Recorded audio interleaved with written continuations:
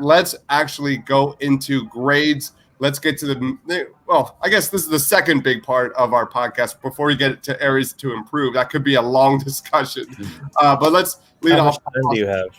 Exactly. Austin. The answer is yes. Austin, how would you grade Ben Simmons this season? Does it include playoffs, or is it just like regular season? Everything. Yep. Oh, well, it's easier. C minus.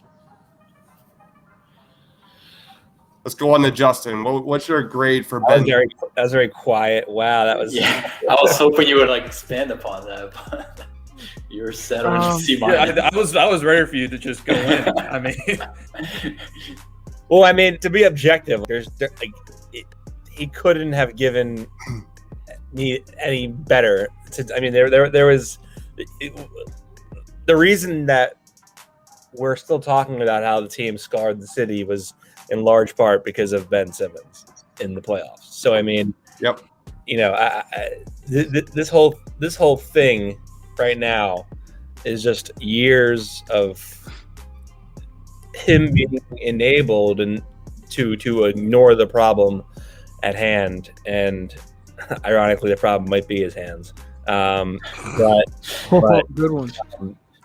I think this is something that was avoidable, and he didn't address it, and it culminated in one of the biggest failures, I think, in modern Sixers history.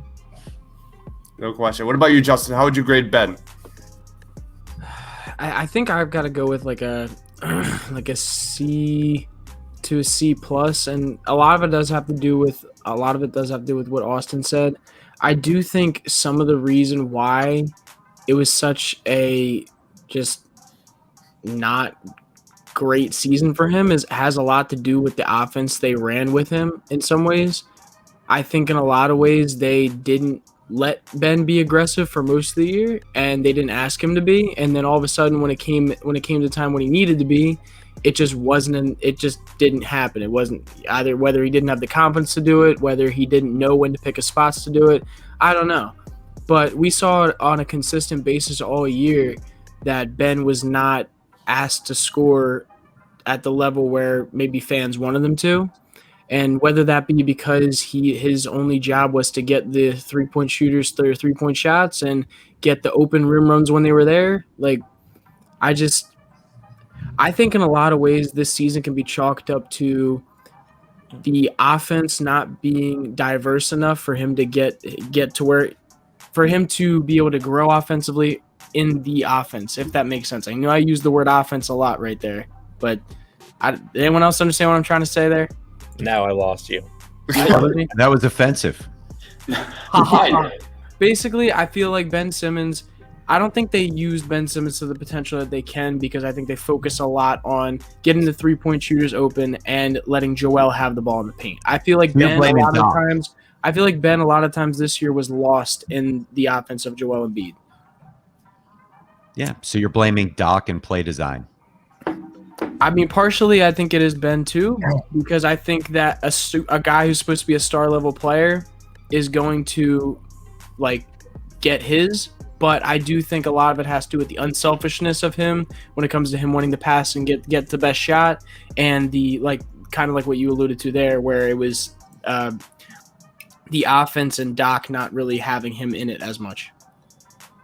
I don't think there's any way of excusing the fact that the guy can't finish with he for 4 or 5 years in, and the guy still is finishing righty more than he finishes lefty, and he's a left-hand dominant player. Left-handed dominant player. Right. The simple fact of the matter is that, yes, the offense was reconstructed to maximize Joel Embiid and to get Tobias back on track. And yes, Ben deferred often, because that's how you ultimately have 2 candidates or 3 candidates for all-star teams, is you have someone has to take a few fewer shots in order for everybody else to eat. But at the same time, the same problems that have always been there were there for Ben Simmons, and I think the family thing was real, as Mike has said many times. But I mean, at the end of the day, like realistically, you're not asking him to come out and score 30 points a game. You're asking him to get 16 to 17 points, 8 rebounds, 7 assists, whatever, and be what he is defensively. And he there were times when he didn't even capitalize on the easy ones. I mean, the whole thing we're coming back to here is the staple of the entire season was him passing up a dunk, right?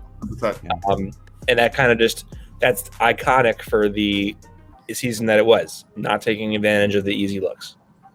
What about you, Tiago? How would you grade Ben Simmons?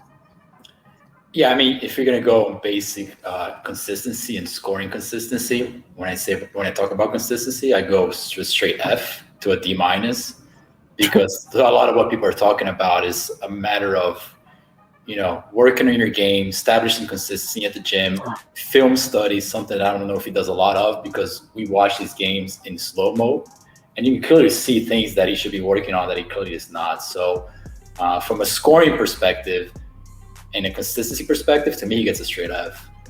But I will touch on what Justin said, because I do think he is correct, and I think there's some validity to what he's talking about.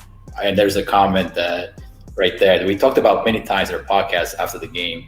I felt, as an outsider watching the offense, I thought that Doc really tried to box him into a role, kind of like a Draymond Green light role for the Sixers, which I didn't think fit Ben Simmons's playing style particularly well. We talk about, for instance, Brett Brown's offense, and again, we're not trying to compare Brett Brown to Doc Rivers, different coaches, different levels, but one of the things that I enjoyed a lot about Brett Brown's offense surrounding Ben Simmons is the idea of motion. So when you look at a lot of his rookie highlights to his sophomore year highlights, I mean, there was a passing flair and a passing vision around Ben Simmons that you no longer saw in the Doc Rivers.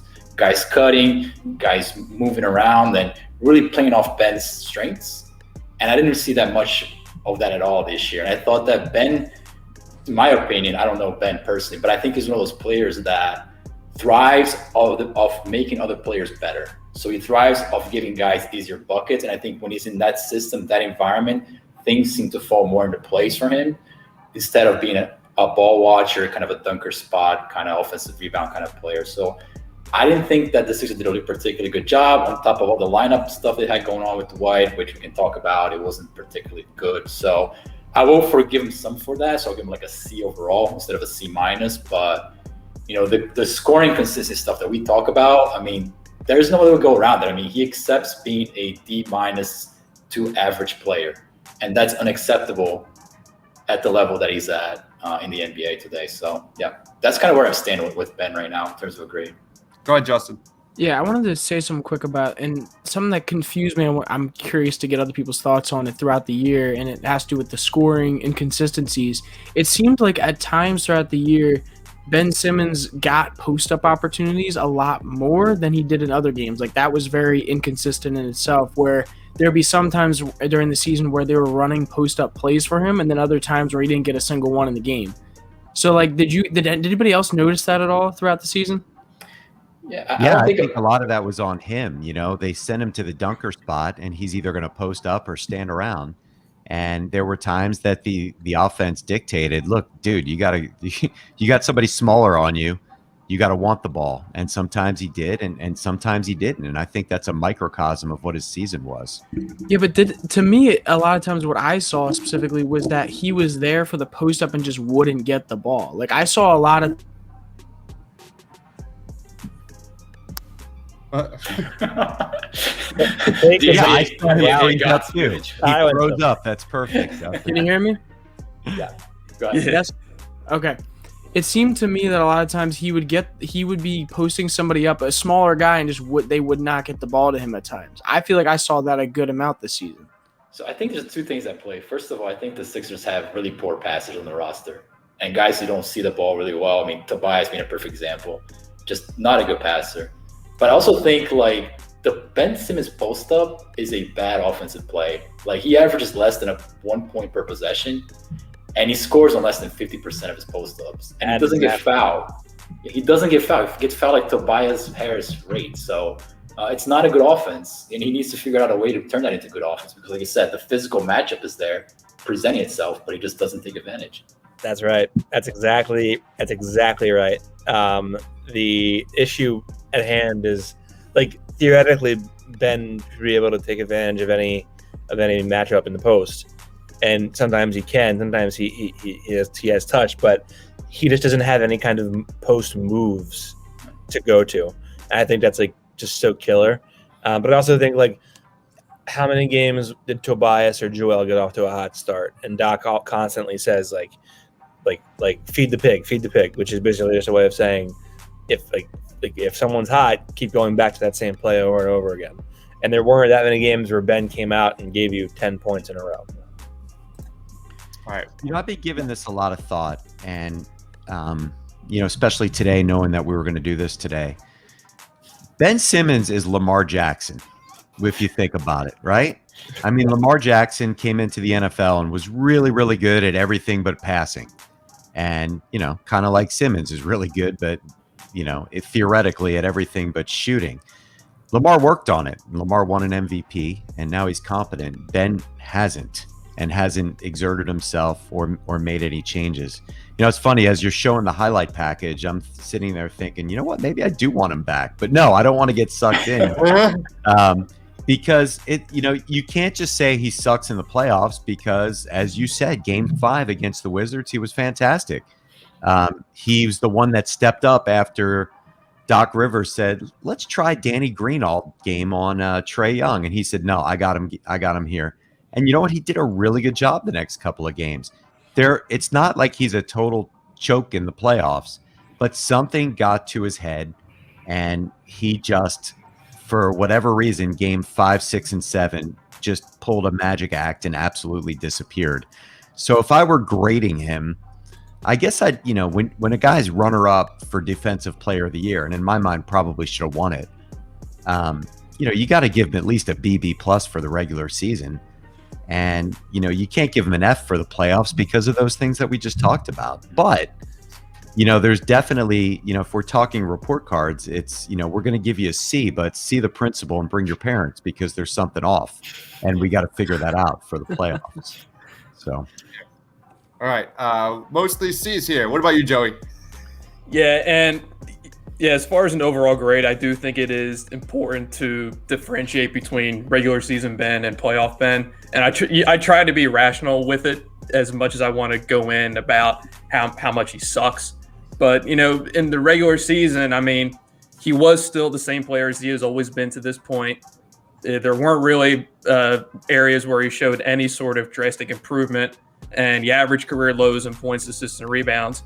But, Ben being the same player as he's always been is still admittedly a very good all-star caliber player. He's still a one-man fast break. He's still the team's best ball handler. He's still their second best rebounder and one of their best playmakers. And he broke out as really one of the premier defensive stoppers in the league. You don't just finish run our best defensive player of the year as a perimeter player for nothing. And I think he's the best all-around defender in the league. And then when it came to the playoffs, like we said in the first round, he had these flashes when he can take over a game. He had 22, 9, and 8 in game 2. He had the triple-double in the closeout game 5. But in the second round, that's when everything that he failed to improve on, everything that he failed to sort of develop over the course of the last couple of years, that's when it all came back to bite him. And it was ugly. It was. I mean, the back half of that Hawks series was ugly. I mean, he attempted 14 shots in 3 games. When you're trying to be the second best player on a team, you can't do that. And of course, we haven't even gone into his historically awful free throw shooting throughout the entire playoffs as well. So, regular season Ben was a solid BB plus. And then playoffs, it was a total C-. I'm only giving him a C- because I felt that his defense throughout the entire playoffs was the only thing that really, translated from the regular season.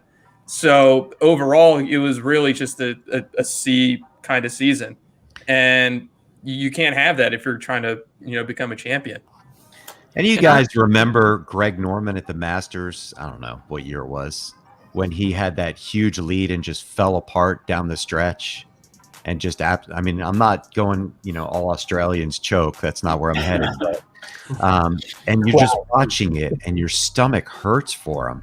And that's what it was like watching Ben Simmons at the free throw line. And then when he skipped that dunk and he couldn't make, he's 6'11" and he couldn't make a layup. And it was like that same feeling. And it was maddening and painful, but your heart goes out to like, this is a human being who's like a national joke, and it sucks. Like Ryan Howard's like end of days in Philadelphia. Yeah, for sure. Yeah. Really hard to watch. I'm right there with you, Mike. I'm in that C- range. I can't forget, what one field goal attempt per game in the last few second halves against the Hawks. I can't forget those things. When we talk about our big three, how many times they stepped up in the regular season, they flat out failed against the Atlanta Hawks there when it mattered the most. And Ben Simmons is right up there. I've been one of Ben's biggest supporters all season long.